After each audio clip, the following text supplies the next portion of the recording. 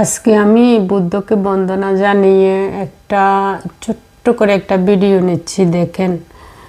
এই এই এতদিন তো মনে করেন একটু গরম ছিল, এখন ঠান্ডা পড়ে আসছে। এখন আমি যে গাছটা থেকে ফুল নিয়ে বুদ্ধকে পূজা করতাম সকালে, এখন শুধু ওই গাছটাতে একটাই ফুল পেলাম, মনে হয় কালকে থেকে আর পাবো না, বুঝছেন? এটা আর কি।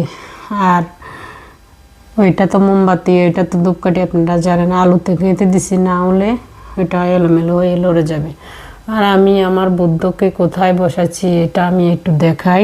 এখানে বুদ্ধের জন্য আলাদা পানি আছে, মোমবাতি আছে। এই তো মোমবাতি এটা হলো যে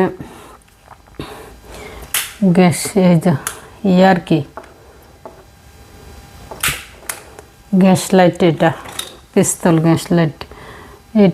এটাও আর একটা তাক, তারপরে এটাও আর একটা। এখানে আমার ব্যাগ